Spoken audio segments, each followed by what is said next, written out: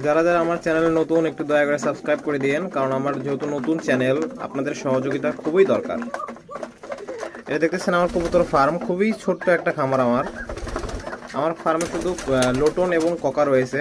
লোটনের মধ্যে রয়েছে একদম বেস্ট কোয়ালিটির ইন্ডিয়ান লোটন, এবং ককার মধ্যে রয়েছে দেশি ককা এবং বাসিরাজ ককা।